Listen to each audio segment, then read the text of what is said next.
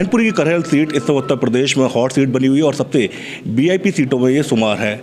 यहाँ से खुद समाजवादी पार्टी के सुप्रीमो और पूर्व मुख्यमंत्री अखिलेश यादव चुनाव लड़ रहे हैं। उनके चुनाव की पूरी कमान मैनपुरी से ही पूर्व सांसद तेज प्रताप यादव जी ने अपने हाथों में संभाल रखी है और वो लगातार क्षेत्र में कैंपेनिंग कर रहे हैं। उनसे ही जानते हैं, करहल से, अपने गढ़ से, मैनपुरी से अखिलेश जी चुनाव लड़ रहे हैं। यहाँ से आप सांसद भी रहे, नेताजी भी सांसद रहे हैं। अब किस तरह का माहौल नजर आ रहा है? इस चुनाव को लेके पूरे प्रदेश में, और चाहे उत्तर प्रदेश हो, पूर्वांचल हो, मध्य क्षेत्र हो, लोगों के मन में जो समाजवादी पार्टी के प्रति और अखिलेश यादव जी के लिए जो लगाव है, जो स्नेह है, और भाजपा से परेशान होकर लोग आज समाजवादी पार्टी की ओर देख रहे हैं। और करहल की अगर हम बात करें तो पहले चुनाव से 52 से लेकर अभी तक समाजवादी विचारों का, सोशलिस्ट पार्टीज़ का एक गढ़ रहा करहल। और नेताजी यहाँ पढ़े, यहाँ पढ़ाया, लोगों से लगाव, एकदम पारिवारिक लगाव नेताजी का रहा। और बहुत खुशी और उत्साह लोगों में है कि जो नेताजी कभी चुनाव नहीं लड़े करहल से, लेकिन अखिलेश जी आज पहला चुनाव लड़ रहे हैं करहल से।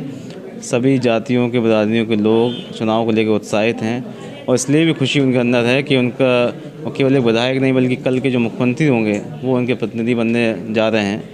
तो करहल के लोगों में बड़ा उत्साह इस बात को लेकर है और बहुत अच्छा चुनाव इस समय समाजवादी पार्टी का चल रहा है। दो फेज़ के चुनाव हो चुके हैं, तीसरा फेज़ का अब चुनाव होना है। ये वाला इलाका आपका गढ़ भी माना जाता है। दो फेज़ में किस तरह का माहौल आप देख रहे हैं? अब तीसरे फेज़ में किस तरह के नतीजे आने जा रहे हैं? ये पहला फेज़ जो कि भाजपा अपने आप को बड़ा मजबूत वहाँ आंक रही थी, और जिस तरह वोटिंग वहाँ हुई पश्चिमी उत्तर प्रदेश में, मुजफ्फरनगर, बागपत, शामली, मेरठ, समाजवादी पार्टी कम से कम 40 से 42 सीटें फर्स्ट फेज़ में जीत रही है। सेकंड फेज़ में क्लीन स्वीप है, 4-6 सीटें छोड़ के मैं समझता हूँ सभी सीटों पर पार्टी जीत के आ रही है। और थर्ड फेज़ जो 20 तारीख को रहेगा, इसमें इटावा है, मैनपुरी, एटा, फिरोजाबाद, फर्रुखाबाद, कन्नौज, औरैया, ये सब समाजवादी पार्टी मजबूत गढ़ रहे हैं। और अब 2012 में एक सीट छोड़ के बाकी सभी सीटों पर समाजवादी पार्टी चुनाव जीत के गई थी। इस बार भी मुझे लगता है कि 2012 की स्थिति को रिपीट समाजवादी पार्टी करेगी और बहुत अच्छे वोटों से पार्टी चुनाव जीत के आएगी। पार्टी ने अपना मैनिफेस्टो भी जारी कर दिया है, तमाम उसमें वायदे और लोक भवन वायदे भी किए गए हैं। किस रूप में देखते हैं? विपक्ष का आरोप है, कैसे इन्हें पूरा करेंगे? 12 में जो वादे किए, उन वादों को अखिलेश यादव जी ने पूरा करके दिखाया। लोग इस बात को जान चुके हैं कि समाजवादी पार्टी अगर कुछ जो घोषणा पत्र है उसको डिलीवर करने का भी दम रखती है। भाजपा ने जो वादे 17 में किए, कहीं घोषणा पत्र का आता पता नहीं, और दोबारा वादे लोगों के बीच में किए। वो बहुत प्लानिंग के साथ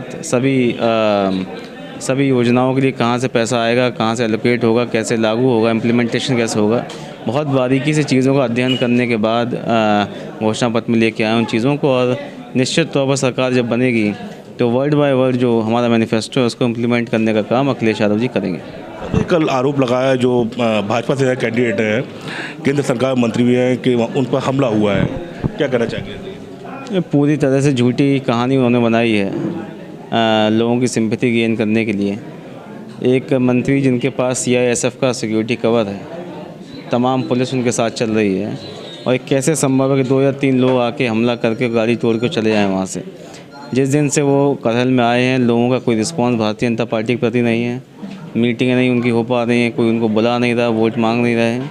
तो केवल एक ही एजेंडे में लगे हुए हैं कि किसी तरीके से अपने विक्टिम कार्ड, जिसको हम लोग कह रहे हैं, विक्टिम कार्ड प्ले करना चाह रहे हैं। और आए दिन एक ही आरोप लगाते हैं कि मुझ पे हमले हो रहे हैं, मेरे साथ बदतमीज़ी हो रही है। तमाम तरह के आरोप कई दिन से लगातार लगा रहे हैं। चुनाव हार रहे हैं, ज़मानत ज़ब्त हो रही है, इसलिए उनका प्रयास है कि किसी तरीके से चुनाव को प्रभावित करने के लिए और मार्जिन को कैसे भी कम किया जाए, इसलिए ये सब ड्रामेबाजी जो है वो कर रहे हैं। ये से तेज प्रताप जी जो पूर्व सांसद है और कहीं ना कहीं मैनपुरी से सांसद है, उनका गढ़ है और एक एक इलाके को, एक एक गली को वो जानते हैं।